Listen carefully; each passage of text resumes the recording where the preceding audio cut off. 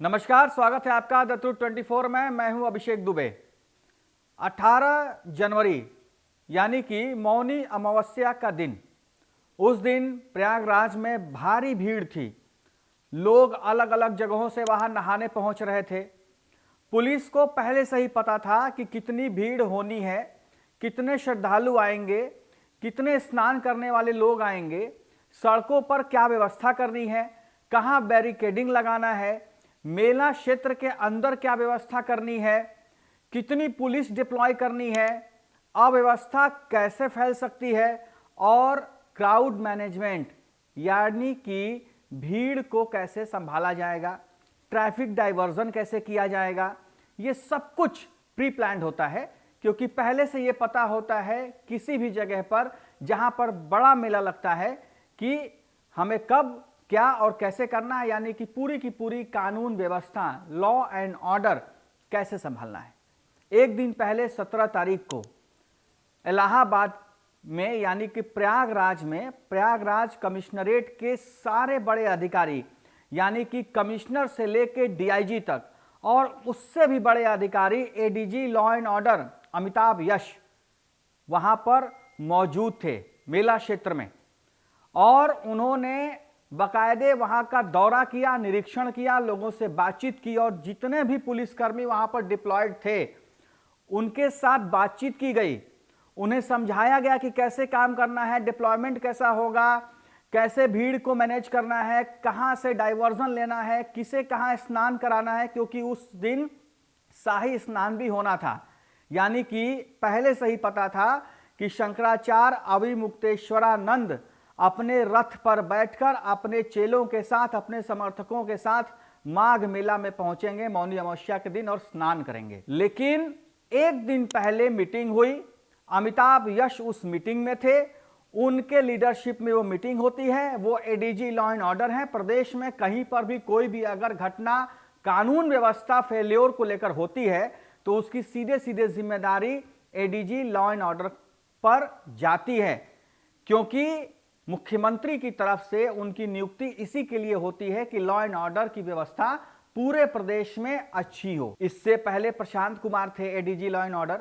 उन्होंने law and order की व्यवस्था सुचारू की, जिसका इनाम मिला उनको, और वो डीजीपी बनाए गए थे उत्तर प्रदेश के। हो सकता है अमिताभ यश भी डीजीपी उत्तर प्रदेश बन जाएं, लेकिन 18 तारीख को जो घटना हुई, क्या उसके बाद सवाल नहीं उठेगा कि ADG law and order Amitabh Yash 17 तारीख को जिस जगह पर जाते हैं, शाम को वहां पर वो दौरा करते हैं, निरीक्षण करते हैं, प्रयागराज कमिश्नरेट के सभी बड़े अधिकारियों से मिलते हैं, ट्रेनिंग दी जाती है, लोगों को बताया जाता है कैसे काम करना है, कैसे पेट्रोलिंग करना है, और उसके बाद 18 तारीख को महाकुंभ के बाद सबसे बड़ी घटना हो जाती है। आप तस्वीरों में देखिए, ट्विटर से लेकर फेसबुक तक, इंस्टा तक, सोशल मीडिया पर हर जगह तस्वीर आपको दिखाई दे रही है कि कैसे अविमुक्तेश्वरानंद के रथ को रोका जा रहा है। पुलिस उनके रथ को ढकेल कर बाहर कर रही है।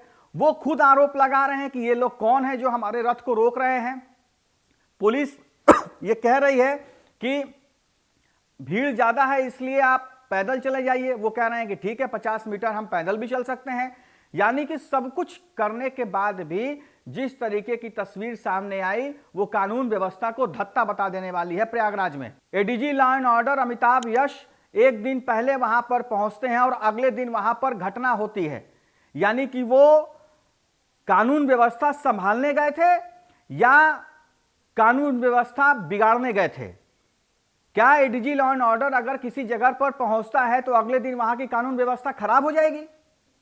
क्या एडीजी लॉ एंड ऑर्डर की जिम्मेदारी यह होती है कि वो अगर कहीं पर पहुंचे, ट्रेनिंग दे रहे हैं, उनको ये पता है पहले से, उनकी इंटेलिजेंस होगी, एलआईयू होगी, उसने बताया होगा कि क्या कुछ हो सकता है, तो क्या ये एलआईयू का फेलियर है? अगर ये एलआईयू का फेलियर है तो इसकी जिम्मेदारी किसकी होगी? कौन तय करेगा इसकी जिम्मेदारी? किस पर तय होगी इसकी जिम्मेदारी? क्या मुख्यमंत्री योगी आदित्यनाथ जाएंगे प्रयागराज मेला में? वो मौनी अमावस्या के एक दिन पहले जाकर कमिश्नरेट के पुलिस अधिकारियों से मिलते? वो वहां पर कानून व्यवस्था संभालते? नहीं, कानून व्यवस्था संभालने की जिम्मेदारी अधिकारियों पर थी। सवाल कमिश्नरेट के अधिकारियों पर भी उठेगा, लेकिन उससे पहले जब कोई बड़ा अधिकारी प्रदेश का एडीजी लॉ एंड ऑर्डर वहां पर मौजूद है तो सवाल एडीजी लॉ एंड ऑर्डर के ऊपर उठेगा, अमिताभ यश के ऊपर उठेगा कि अमिताभ यश कानून व्यवस्था संभाल पाने में उत्तर प्रदेश के नाकाम क्यों होते जा रहे हैं। क्यों प्रयागराज मेले में इतनी बड़ी घटना हो गई जिसको लेकर थू थू हो रहा है पूरे सोशल मीडिया पर, और सरकार के ऊपर सीधा आरोप लगा रहा है कि सरकार सनातन विरोधी है, सरकार हिंदुत्व विरोधी है, सरकार साधु संतों के खिलाफ काम कर रही है, सरकार साधु संतों को पीट रही है। यह सरकार पर उंगली उठ रही है सीधा सीधा, ना कि प्रशासन पर। प्रशासन गलती करता है और शासन पर उंगली उठती है। तस्वीरें आ रही हैं कि किस तरीके से पुलिस वाले उनके समर्थकों के शिखा को पकड़कर खींच रहे हैं, उन्हें जमीन पर लेटा रहे हैं, उन्हें धक्का दे रहे हैं, उन्हें पीट रहे हैं। ये सारी तस्वीरें सामने हैं, तस्वीरें झूठ नहीं बोलती हैं। तो इसकी जिम्मेदारी किसकी होगी? डीजीपी उत्तर प्रदेश की जिम्मेदारी होगी। और उसके बाद जो दूसरी सबसे बड़ी जिम्मेदारी, मैं तो कहूं कि पहली सबसे बड़ी जिम्मेदारी एडीजी लॉ एंड ऑर्डर की होगी, अमिताभ यश की होगी कि वो मौके पर जाते हैं तो मौके पर उन्होंने क्या किया, क्या ट्रेनिंग दी उन्होंने, क्या लोगों को समझाया, क्या इंफॉर्मेशन शेयर की, क्या प्रयागराज पुलिस कमिश्नर को उन्होंने समझाया, क्या डीआईजी को उन्होंने समझाया, क्या आईजी को उन्होंने समझाया, क्या कुछ उन्होंने उस दिन 17 तारीख को किया था? क्या उनको पहले से पता नहीं था कि अभिमुक्तेश्वरानंद पहुंचेंगे?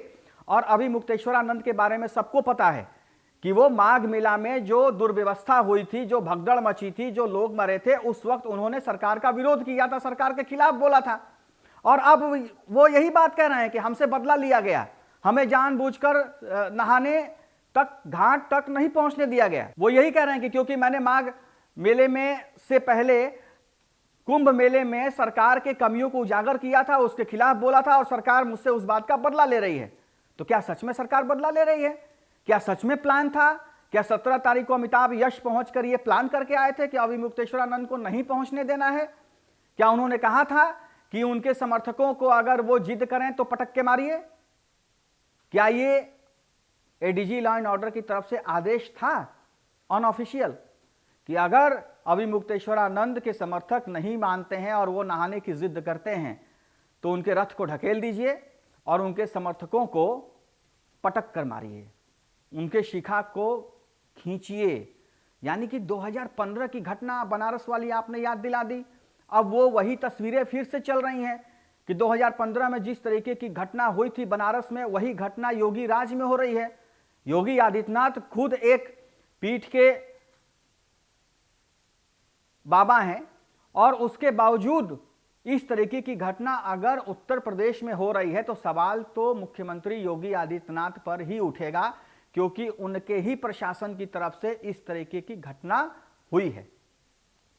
और जिम्मेदारी इसमें ADG law and order Amitabh Yash की भी तय होनी चाहिए कि क्या उनके पास पहले से इंफॉर्मेशन नहीं थी। कुछ सवाल हैं दत्तू 24 के, मैं पूछ रहा हूं कि क्या 17 तारीख को उनके पास पहले से इंफॉर्मेशन नहीं थी कि अगले दिन 18 तारीख को अभिमुक्तेश्वरानंद मौनी अमावस्या के दिन नहाने पहुंचेंगे? क्या उनके पास ये इंफॉर्मेशन नहीं थी कि जब वो नहाने आएंगे तो उनके साथ कितने समर्थक आएंगे? क्या उनके पास ये सूचना नहीं थी कि अगर वो पहुंचते हैं, क्योंकि वो सरकार के विरोध में कई बार बोल चुके हैं, तो हो सकता है कि भीड़ अनकंट्रोल हो, वो फिर से कोई विवादित बयान दें? ऐसी व्यवस्था क्यों नहीं की गई थी कि उनको किसी तरीके का कोई मौका ही नहीं मिलता सरकार और प्रशासन के ऊपर उंगली उठाने का? क्या उन्हें सरकार के ऊपर और प्रशासन के ऊपर उंगली उठाने का मौका दिया गया? क्या जानबूझकर ऐसा सीन क्रिएट किया गया, ऐसा माहौल बनाया गया पुलिस प्रशासन की तरफ से, एडीजी लॉ एंड ऑर्डर की तरफ से कि अभिमुक्तेश्वरानंद फिर से सरकार के खिलाफ बोलें, फिर से सरकार के खिलाफ अनशन पर बैठ जाए, फिर से जितने साधु संत है वो उस माघ मेले में लेट जाएं, फिर से वो सरकार की थू-थू कराएं? इस तरीके की घटना सरकार के लिए नुकसानदायक है और समाजवादी पार्टी इसी ताक में है। और समाजवादी पार्टी की मीडिया सेल और खुद अखिलेश यादव बार बार इन सब तस्वीरों को शेयर कर रहे हैं, साझा कर रहे हैं और सरकार के ऊपर उंगली उठा रहे हैं। और यह घटना तब हो रही है जब आज से मात्र 1 साल के बाद उत्तर प्रदेश में विधानसभा के चुनाव हैं। अगर यही स्थिति बनी रही, इसी तरीके के प्रशासन की तरफ से काम होते रहे, तो आने वाला समय और आने वाला चुनाव उत्तर प्रदेश के लिए, भारतीय जनता पार्टी के लिए बहुत कठिन साबित होने वाला है।